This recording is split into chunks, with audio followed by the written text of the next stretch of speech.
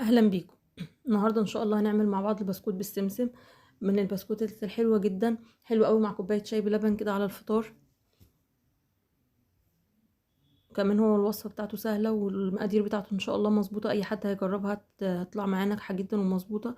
اتمنى انكم تشوفوا الفيديو لحد الاخر. لو عجبكم الفيديو ما تنسوش تدعموني بلايك وشير واشتراك في القناه وتفعيل الجرس عشان يوصلكم اشعار باي فيديو جديد هنزله.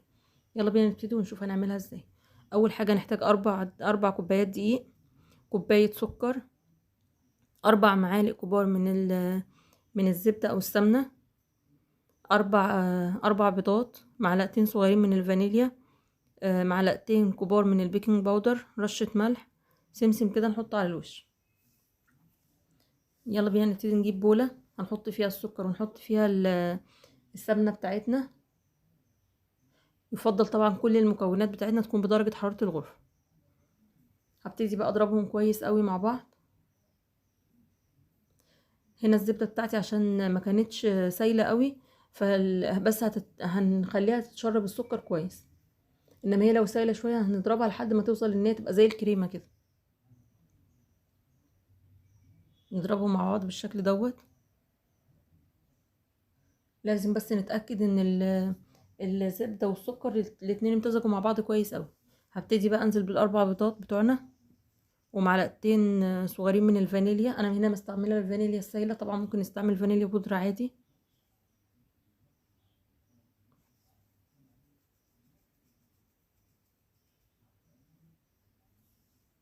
هنبتدي بقى نضرب الخليط ده كويس قوي لحد ما نتاكد ان السكر والبيض كل المكونات امتزجت كويس قوي مع بعض.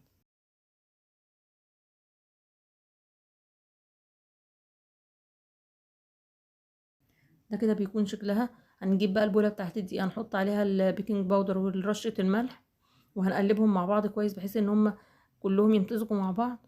ممكن بقى في الخطوه دي مع الدقيق نحط شويه كده من السمسم بحيث ان العجينه من جوه يبقى فيها سمسم.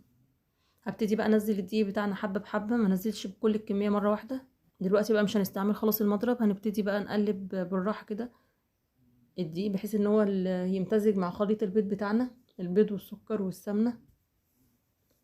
وكمان هنا انا حطيت حبه السمسم، انا ما حطيتهمش مع الدقيق، حطيتهم دلوقتي، بس هو الافضل ان احنا نحطهم مع الدقيق ونقلبهم مع بعض.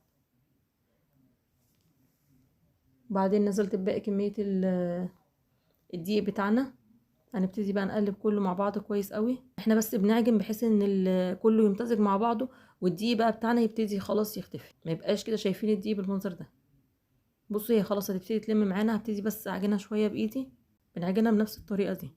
دلوقتي بقى هنجيب الصينيه بتاعه الفرن بتاعنا، هدهنها كده زيت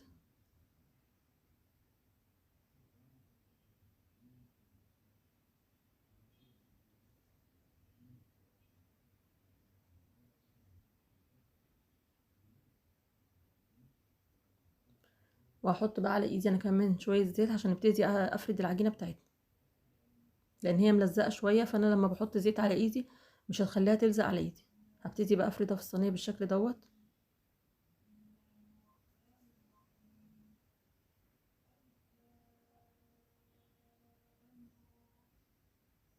كل ما احس ان ايدي الزيت ابتدى يروح منها هحط فيها شويه زيت. هحاول بقى اخلي افرد العجينه كويس قوي بحيث ان هي ما اخليش حته عاليه وحتت لا، احاول اخليها كلها سمك واحد. ما فردناها بالشكل دوت هبتدي بقى ارش على الوش سمسم وهبتدي اضغط عليه بحيث ان هو يمسك في العجينه بتاعتنا. وهبتدي بقى اجيب السكينه، برضو هنكون دهنينها زيت، وهبتدي اقطع البسكوت بتاعنا بالشكل دوت. دي كده شكل التقطيعه بتاعته. لازم نقطعه قبل ما ندخله الفرن عشان لما يستوي اما يستوي يبقى سهل علينا ان احنا نقطعه. هندخله الفرن. الفرن يكون مسخنينه من قبلها. هندخله على درجه 180، هيقعد حوالي تلت ساعه.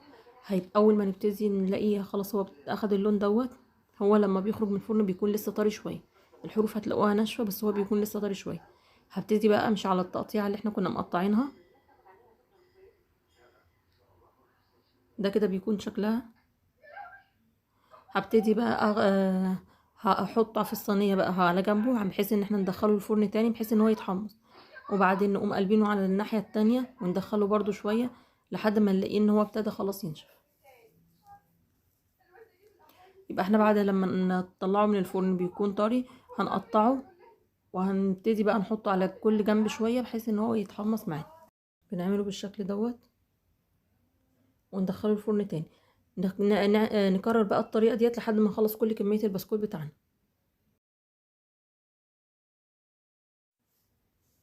ده كده بيكون شكل البسكوت بتاعنا بعد ما طلعناه واتحمص، بيبقى بالشكل دوت. ريحته حلوة قوي وكمان طعمه حلو قوي. اتمنى انكم تجربوه وان شاء الله لو جربتوه هيعجبكم لان مقاديره مظبوطه جدا. باقي الكميه بقى هنبتدي نحفظها في علبه كده تكون محكمه، نقفلها كويس عشان نحافظ عليه ان هو يكون ان هو يبقى ناشف كده لحد اخر واحده ما يطراش.